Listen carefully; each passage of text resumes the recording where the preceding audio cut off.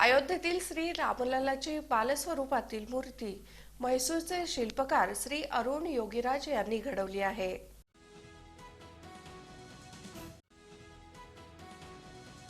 अयोध्येत 22 जानेवारीला होणाऱ्या अभिषेकच्या 3 दिवस आधी रामलल्लाच्या मूर्तीचं पहिलं पूर्ण चित्र समोर आलं। काळ्या पाषाणापासून बनवलेली ही मूर्ती दिव्य आणि अलौकिक आहे।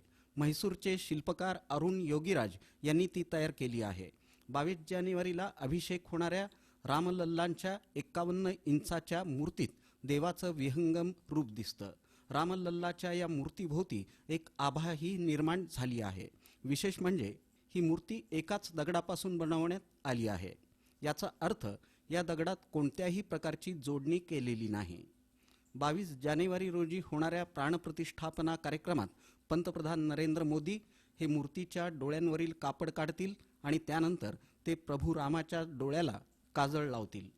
प्राणप्रतिष्ठापना दरम्यान पंतप्रधान मोदी आरशात रामलल्लांचं रूप दाखवतील।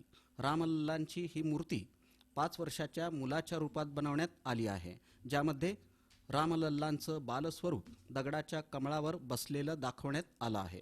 विष्णूचे 10 अवतार ओम, स्वस्तिक, शंखचक्र देखील मूर्तीवर आहेत। भगवान श्रीराम हे भगवान विष्णूचे अवतार होते, त्यामुळं भगवान विष्णूशी संबंधित या चिन्हांचा समावेश करण्यात आला आहे, ज्यामुळं भगवान श्रीरामाची मूर्ती अधिक भव्य होत आहे।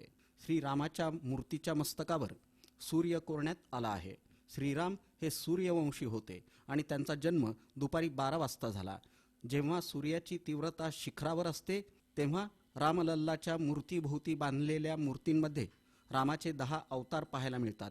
यामध्ये प्रथम मत्स्य, दुसऱ्यावर कुर्म, तिसऱ्या क्रमांकावर वराह, चौथ्या क्रमांकावर नरसिंह, 5व्या क्रमांकावर वामन, 6व्या क्रमांकावर परशुराम, 7व्या क्रमांकावर राम, 8व्या क्रमांकावर कृष्ण, 9व्या क्रमांकावर बुद्ध आणि कल्की दिसतो। यासोबतच एका बाजूला हनुमान तर दुसऱ्या बाजूला गरुड विराजमान आहेत।